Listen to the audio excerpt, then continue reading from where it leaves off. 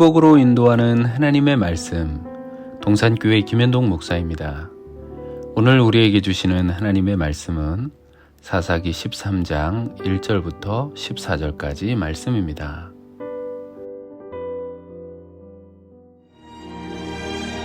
이스라엘 자손이 다시 여호와의 목전에 악을 행하였으므로 여호와께서 그들을 40년 동안 블레셋 사람의 손에 넘겨주시니라.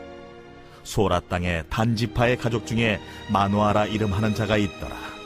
그의 아내가 임신하지 못함으로 출산하지 못하더니 여호와의 사자가 그 여인에게 나타나서 그에게 이르시되, 보라, 내가 본래 임신하지 못함으로 출산하지 못하였으나 이제 임신하여 아들을 낳으리니 그러므로 너는 삼가 포도주와 독주를 마시지 말며 어떤 부정한 것도 먹지 말지니라. 보라, 네가 임신하여 아들을 낳으리니 그의 머리 위에 삭도를 대지 말라. 이 아이는 태에서 나음으로부터 하나님께 바쳐진 나실인이 됨이라. 그가 블레셋 사람의 손에서 이스라엘을 구원하기 시작하리라. 이에 그 여인이 가서 그의 남편에게 말하여 이르되, 하나님의 사람이 내게 오셨는데 그의 모습이 하나님의 사자의 용모 같아서 심히 두려움으로 어디서부터 왔는지를 내가 묻지 못하였고 그도 자기 이름을 내게 이르지 아니하였으며 그가 내게 이르기를, 보라, 내가 임신하여 아들을 낳으리니 이제 포도주와 독주를 마시지 말며 어떤 부정한 것도 먹지 말라. 이 아이는 태에서부터 그가 죽는 날까지 하나님께 바쳐진 나실인이 됨이라 하더이다. 마누아가 여호와께 기도하여 이르되, 주여, 구하옵나니 주께서 보내셨던 하나님의 사람을 우리에게 다시 오게 하사 우리가 그 나을 나에게 어떻게 행할지를 우리에게 가르치게 하소서. 하니 하나님이 마누아의 목소리를 들으시니라. 여인이 밭에 앉았을 때에 하나님의 사자가 다시 그에게 임하였으나 그의 남편 마누아는 함께 있지 아니한지라. 여인이 급히 달려가서 그의 남편에게 알리어 이르되, 보소서, 전일에 내게 오셨던 그 사람이 내게 나타났나이다. 하매 마누아가 일어나 아내를 따라가서 그 사람에게 이르러 그에게 묻되, 당신이 이 여인에게 말씀하신 그 사람이니까? 내가 그로다.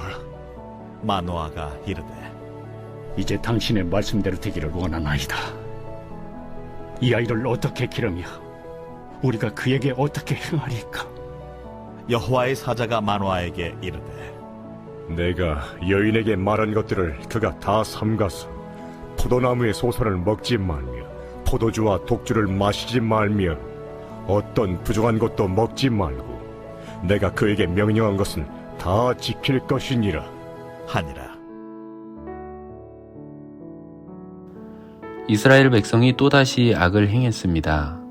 하나님은 이스라엘 백성들을 죄악 가운데 두셔서 40년 동안 블레셋에게 괴로움을 당하게 하셨습니다. 사사기의 이스라엘은 죄와 회개 그리고 하나님의 구원이 연결되어 순환하는데 오늘 말씀에는 이스라엘 백성들이 회개했다는 내용이 없습니다.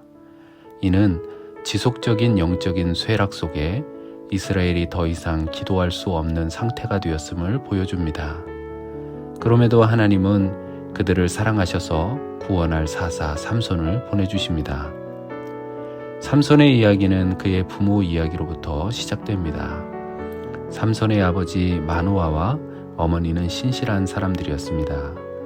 마누아의 아내는 아이를 갖지 못했는데 어느 날 하나님의 사자가 나타나 삼손의 탄생을 예고합니다. 그러자 마누아는 자신의 아내에게 오셨던 하나님을 다시 보내달라고 기도하며 부모가 무엇을 해야 하고 아이를 어떻게 길러야 할지 알려달라고 물어봅니다. 하나님께서 그 부부에게 다시 나타나셔서 부모가 먼저 구별된 나실인의 삶을 살며 자녀에게도 나실인의 삶을 살도록 가르치라고 말씀하십니다. 마누아와 그의 아내는 하나님의 말씀은 들었지만 잘 이해하지 못했습니다. 그래서 하나님께 무엇을 해야 하는지 다시 물으며 기도했습니다. 우리가 하나님의 말씀을 들을 때 때때로 이해가 되지 않거나 확신이 없을 때가 있습니다. 그래서 하나님께 확신을 구하며 기도하기도 합니다. 그러면 하나님은 우리의 믿음의 확신을 위해 응답해 주십니다. 믿음의 확신이 없어 하나님께 묻는 기도는 잘못된 것이 아닙니다. 하나님은 말씀의 확신을 위해 또 우리의 믿음을 위해 우리가 드리는 기도를 기뻐하시며 응답해 주십니다. 하나님의 응답을 받은 부부는 자신과 자녀가 어떻게 살아야 하는지 물었습니다. 말씀은 듣는 것도 중요하지만 그 말씀을 듣고 어떻게 살아야 하는가가 더욱 중요합니다. 이 시대에 설교가 없어서 믿음이 약해지는 것이 아닙니다. 인터넷이나 TV에서 홍수처럼 쏟아지는 설교가 있지만 그 말씀을 따라 살아가는 사람은 적습니다.